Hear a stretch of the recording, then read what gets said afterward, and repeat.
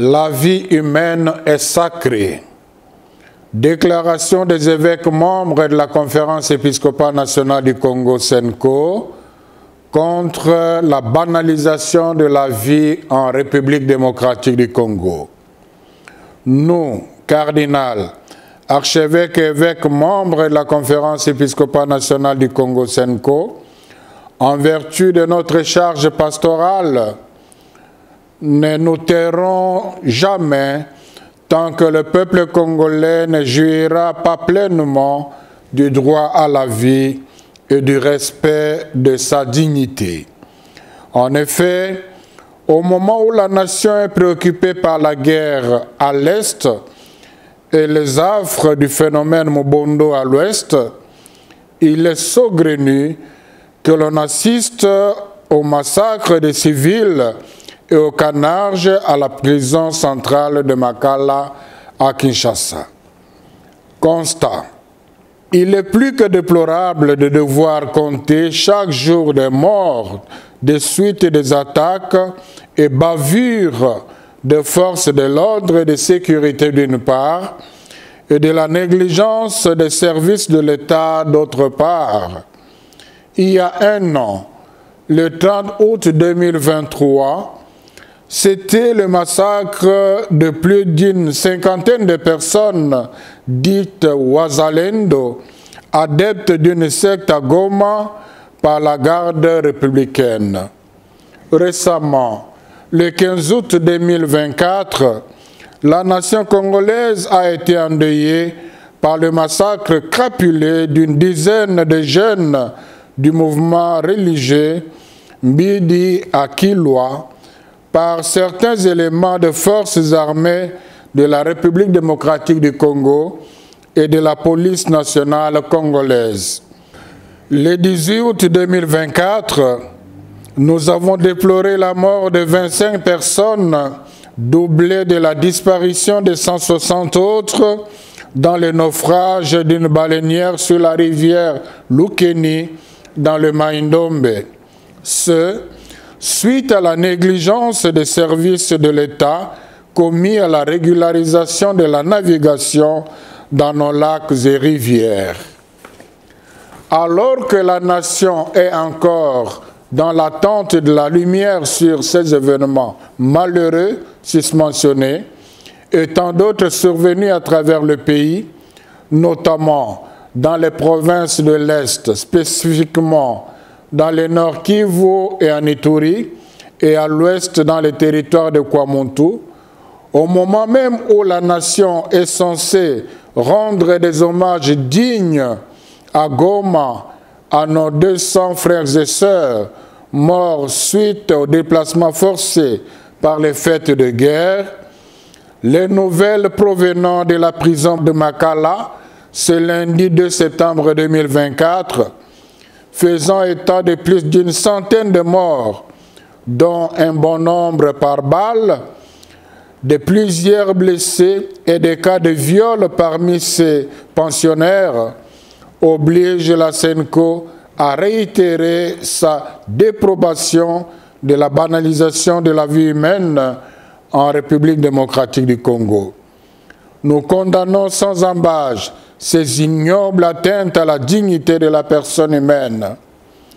Nous joignons nos voix à celles de leurs excellences, nos seigneurs les évêques membres de la CENCO qui, en vertu de leur charge pastorale, n'ont pas caché leur indignation et dénonçant avec eux les tueries perpétrées dans leurs milliers. À nos chers évêques et à toutes les populations de leurs diocèses respectifs, avec qui ils partagent les joies et les misères, nous exprimons notre grande compassion. Aussi, nous saisissons cette occasion pour présenter nos condoléances chrétiennes à toutes les familles qui ont perdu les leurs dans ces massacres et à tous ceux qui sont touchés par ces drames iniques et assurant de nos prières tous les blessés, qu'ils recouvrent force et santé par la grâce du Seigneur. En parcourant le territoire national pour annoncer la bonne nouvelle de Jésus-Christ, nous constatons que le peuple congolais est meurtri d'une plaie profonde. Partout, c'est la désolation. Les victimes de violences armées, les affamés, etc. Jérémie 14, 17, 18. Notre amertume est d'autant plus grande en constatant que cette série d'événements malheureux est suivie d'une léthargie dans les enquêtes affichées par les autorités politico-administratives et militaires qui frisent l'abandon du peuple à lui-même. Ces phénomènes sont malheureusement la pointe de l'iceberg qui cache un drame plus profond. La négligence coupable, la légèreté et la corruption dans le système judiciaire, le non-respect de la vie humaine, la mauvaise gouvernance, etc. Exhortation. La vie humaine, don de Dieu, est sacrée. La dignité de tout homme, y compris les prisonniers, créés à l'image de Dieu et à sa ressemblance, doit être promue et respectée. Nous exhortons la justice congolaise au respect des droits des justiciables et des procédures qui réglementent les arrestations. Ceci pourrait en plus participer au processus de désengorgement des prisons mené par le gouvernement et éviter des incarcérations clandestines. Nous invitons ainsi le gouvernement à honorer ses propres engagements, surtout pour ce qui est de la construction de nouvelles prisons. Les faits évoqués si haut et tant d'autres qui sont dénoncés constamment par les organisations de la société civile ternissent l'image de marque de la République démocratique du Congo.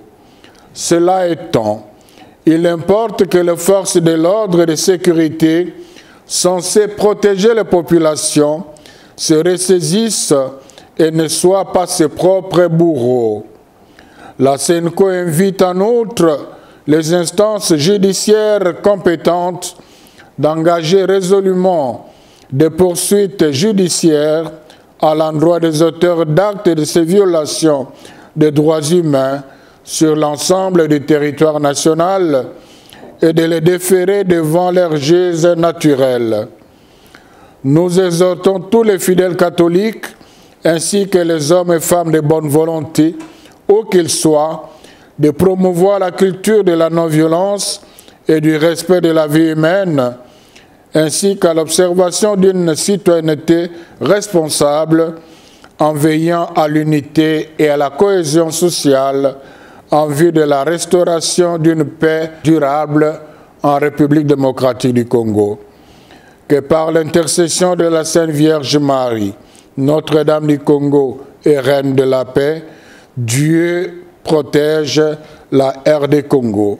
À la signature, Son Excellence Monseigneur Fulgence Moteba Mugalu, archevêque de Lubumbashi, président de la CENCO. Je vous remercie.